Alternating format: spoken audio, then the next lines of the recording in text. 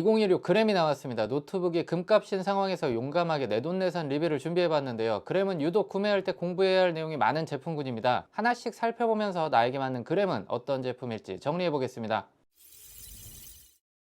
안녕하세요, 인테크입니다. 국내 노트북 시장은 겜투북을 제외한다면 그램과 갤럭시 북으로 양분되어 있다고 말씀드릴 수가 있는데요. 유독 그램 라인업이 상당히 복잡한 걸 알 수가 있어요. 검색창에 2016 그램을 검색하면 정말 많은 제품들을 만나게 될 텐데요. 오픈마켓까지 넘어가서 최저가를 찾아보게 된다면 더 다양한 종류와 스펙의 구매할 제품을 결정하기 쉽지 않을 겁니다. 그래서 오늘 2016 그램을 구매할 때 가장 먼저 알아야 할 몇 가지를 짚어드리고 제가 구매한 AMD 고르곤 포인트가 탑재된 14인치 엔트리 모델을 보여드리도록 하겠습니다. 제품 리뷰만 궁금하신 분들은 타임라인 참고해 주시기 바랍니다. LG전자 공홈에서 제품 상세 페이지를 보면 하단에 이러한 표가 있는 걸 볼 수 있습니다. 아마 LG 분들도 라인업이 복잡하다는 걸 인지하고 친절하게 만들어 주신 것 같은데요. 문제는 이 표도 어려워요. 1:1 매칭이 아니다 보니까 표 안에 있는 옵션에 함정 카드가 숨어 있습니다. 우선 상단에 보면 5개의 이미지가 있습니다. 가장 오른쪽은 그램북인데요. 26년이 되면서 그램이라는 이름을 함께 사용하게 됐지만 작년까지는 울트라 PC로 불리던 제품군입니다. 공홈을 기준으로 보면 현재 메테오 레이크 탑재 제품만 출시가 되어 있는데요. 제가 근처 베스트샵에 가서 만져보니까 1.7kg의 묵직한 무게와 타이탄 블랙의 단단함이 느껴지는 그램의 아이덴티티는 느끼기 어려운 가성비 노트북이었습니다. 표를 미루어 짐작해보면 조만간 고르곤 포인트를 탑재한 제품도 모습을 보일 것 같아요.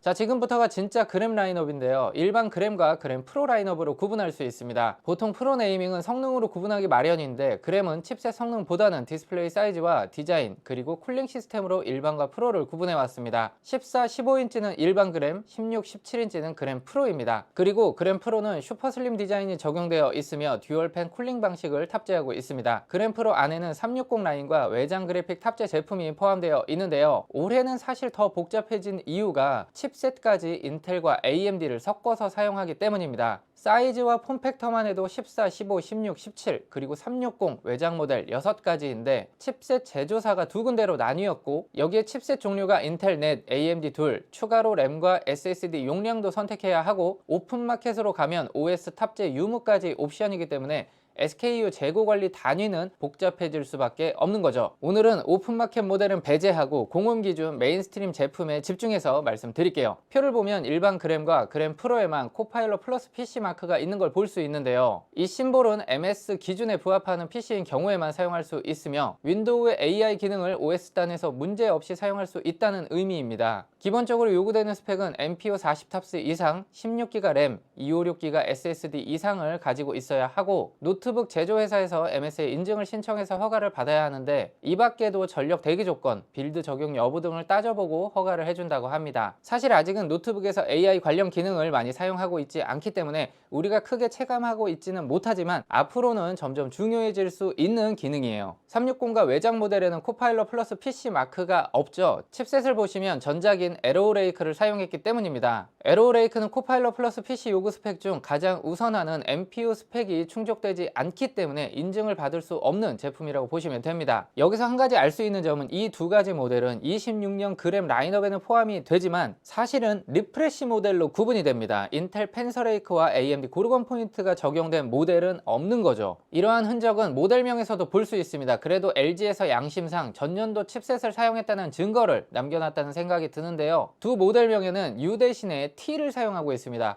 혹시나 헷갈리는 순간이 오면 모델명이 U인지 T인지만 구분해도 26년 칩셋인지 25년 칩셋인지 구분할 수 있는 겁니다. 한 가지 팁을 더 드리면 숫자 중 90이 들어간 모델은 인텔 펜서레이크 적용 모델이고 95가 들어간 모델은 AMD 고르곤 포인트가 적용된 제품이에요. 은근 중요한 꿀팁이죠. 자, 몇 가지 함정만 더 체크하시면 이제 표를 제대로 이해할 수 있게 됩니다. 그램 프로 중에서도 가장 중요한 모델은 16인치 사이즈에 모여 있는데요. 이번 그램에서 가장 핫한 단어는 뭐죠? 바로 에어로미늄입니다. 그동안 마그네슘 합금을 꾸준히 사용해 왔는데 뭔가 플라스틱스럽다는 소비자들의 아쉬움을 해결하기 위해 해결책을 가지고 나왔는데요. 알루미늄 소재를 활용해서 메탈스러움을 입었습니다. 그런데 이게 약간 함정 카드가 있습니다. 결론부터 말씀드리면 16인치 그램 프로 모델의 상판에만 에어로미늄이 들어갔다고 보시면 됩니다. 14, 15, 17인치 그램과 그램 프로에는 기존 마그네슘 합금이 그대로 적용되었기 때문에 다른 사이즈 에센스 실버를 보고 오, 메탈릭한데 에어로미늄이 들어가서 그렇구나 하시면 안 됩니다. 네, 맞아요. 제가 그랬습니다. 너무 전면에 내세운 셀링 포인트이다 보니까 14인치 에센스 실버 구매하고 이 제품도 에어로미늄이 들어간 줄 알았거든요. 전체 적용으로 착각했는데 16인치 메인 모델에만 적용되어 있다는 거, 이 부분 꼭 기억하시는 게 좋겠습니다. 이 사실을 알고 표를 보면 또 한 가지 의문을 풀어낼 수 있는데요. 16, 17인치가 같은 표에 있다 보니 4가지 컬러로 표시가 되어 있는데 사실 에어로미늄 화이트, 에어로미늄 실버는 16인치에 대한 색상 옵션이고 에센스 화이트와 옵티시안 블랙은 17인치에 대한 색상 옵션입니다. 표만 보면 16인치도 블랙이 나오는구나 생각할 수 있는데 제가 알아본 바로는 현재 기준 출시 예정이 없다는 점. 자, 그리고 디스플레이 옵션도 구분이 됩니다. 현재 공홈 제품을 기준으로 나눠보면 16인치 펜서레이크 제품은 OLED가 탑재되어 있고 고르곤 포인트는 IPS LCD 패널이 적용되어 있습니다. 만약 공홈에서 16인치 그램 프로, 고르곤 포인트, OLED 조합을 찾으시면 해당 모델의 검색 결과는 없다고 나올 겁니다. 펜서레이크의 다양한 SKU가 풀리기 전이라 일부 옵션이 추가될 수 있지만 아직 공홈에는 없다는 점 말씀드리겠습니다. 자, 지금부터는 직접 구매한 제품 소개해드리겠습니다. 14인치 그램 일반 모델 중에서 AMD 라이젠 AI5 435 칩셋을 탑재하고 램 16GB, SSD 256GB의 가장 엔트리 모델을 골라봤습니다. 가장 저렴하기도 하고 작년에도 에로우레이크 225H가 탑재된 엔트리 모델을 구매했었기 때문에 둘 간의 비교도 의미가 있을 것 같아서 선택을 해봤는데요. 우선 외형을 보면 색상을 제외하면 완벽하게 동일한 폼팩터로 제작이 됐습니다. 좌우측 포트 구성까지 동일한데요. 한 가지 차이점은 25년 그램에는 인텔 제품이 라서 타입C 포트에 썬더볼트 4 단자가 있었는데 AMD로 넘어오면서 USB 3.2 젠2로 바뀌었습니다. 디스플레이는 1920-1200 16:10 WUXGA 해상도를 가지고 있으며 350니트 밝기를 가진 IPS LCD가 탑재됐는데 사실 26년에 나오는 신제품의 1920-1200 해상도는 아쉽습니다. 적어도 2.3K, 2.5K 정도는 되어야 LCD도 쾌적한 느낌이 드는데 그램의 이름값에 어울리지 않는 스펙이라고 생각해요. 내년에는 엔트리 모델에도 해상도가 올라가길 기대해 보겠습니다.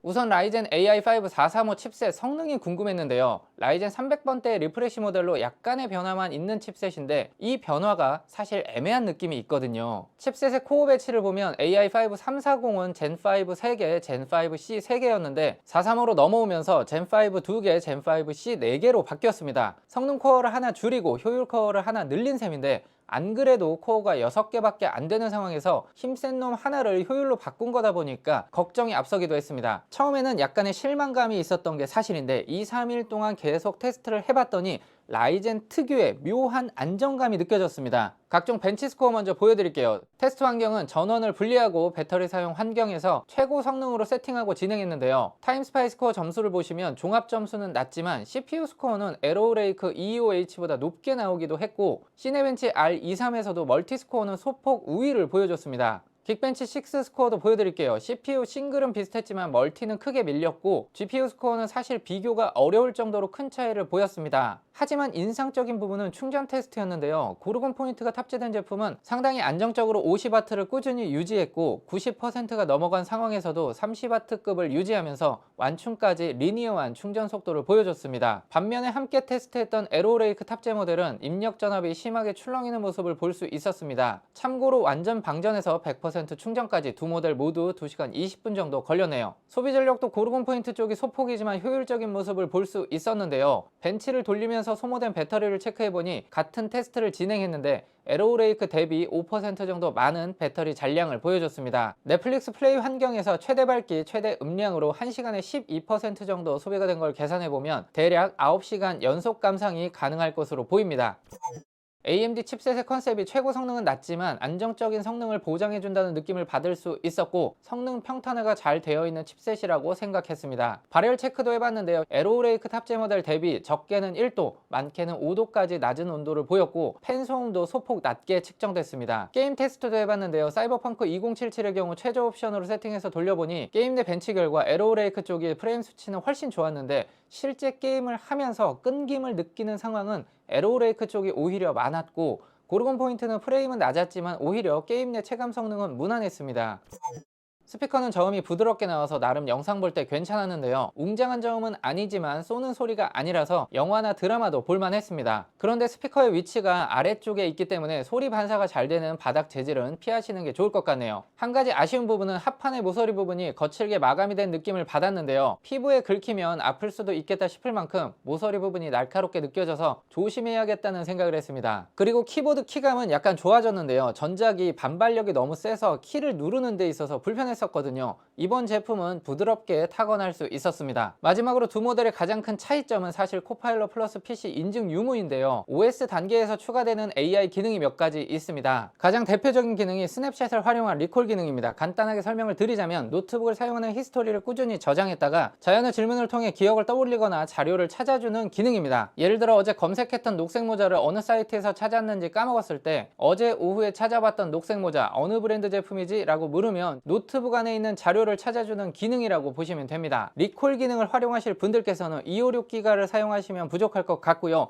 512기가 이상의 SSD를 선택하시기 바랍니다. 혹시나 저처럼 256기가 제품을 구매한 분들 중에서 리콜 기능이 필요하다고 생각되시면 유사한 기능인 그램챗 온디바이스를 활용해 보셔도 괜찮을 것 같아요. 이러한 기능은 오프라인 상황에서도 온디바이스로 사용이 가능하기 때문에 내부 자료를 많이 쓰시는 분들이라면 유용한 기능이 될 수 있습니다. 이외에도 실시간 자막 서비스도 온디바이스로 할 수 있고 이미지 관련 생성형 AI 기능을 사용할 수 있습니다. 이런 기능은 갤럭시 스마트폰을 통해서 많이 경험해 보셨을 텐데요. 그림판에 들어가서 코파일럿 키를 눌러보면 다양한 옵션들이 나옵니다. 말로 설명해서 스티커를 생성할 수도 있고 그림을 그리는 도중에 도움을 받을 수도 있습니다. 이 기능은 펜슬을 지원하는 노트북에서 파워풀하겠다는 생각이 들었는데 이번 그램프로 360 모델은 코파일럿 플러스 PC를 지원하지 않기 때문에 사용자분들께서는 아쉬울 것 같습니다. 생각해보면 360 제품이 코파일럿 플러스 PC 인증이 가장 필요한 모델이 아니었을까 싶어요. 앞으로 MS에서 생성형 AI 관련된 기능들을 꾸준히 업데이트할 예정이기 때문에 에로우레이크를 탑재한 그램과의 격차는 점점 더 벌어지지 않을까 싶어요. 고르곤 포인트를 탑재한 엔트리급 그램 14인치, 사실 첫 느낌은 성능이 너무 부족한 거 아닐까 싶었는데 사용하다 보니 사무용, 이동용으로 가볍게 사용하는 분들이라면 꽤 괜찮은 가성비 제품이 될 수도 있겠다는 생각이 들었고 어차피 14인치 그램으로 게임을 생각하는 분들이 별로 없을 거라고 가정한다면 2년, 3년 뒤에는 오히려 경쟁력 있는 제품으로 평가받는 게 아닐까 싶기도 합니다. 2월에는 노트북 가격이 일제히 다 인상된다는 소문이 있는데 한두 군데서 들려오는 이야기가 아닌 걸 보면 기정사실인 것 같은데요. 만약 노트북이 필요하거나 2월에 하나 사야지 하고 기다렸던 분들이 계시다면 그 선택을 조금 앞당기는 것도 좋을 것 같습니다. 오늘 AMD 칩셋이 탑재된 그램 14인치 엔트리 모델을 보여드렸는데요. 펜서레이크가 탑재된 그램과 갤럭시 북도 구매를 고려하고 있습니다. 이번 영상이 도움이 됐다면 좋아요와 구독 버튼 한 번씩 부탁드립니다. 여러분들께서 힘을 모아 주시면 제가 또 열심히 공부해서 도움이 되는 영상 업로드하도록 하겠습니다. 감사합니다.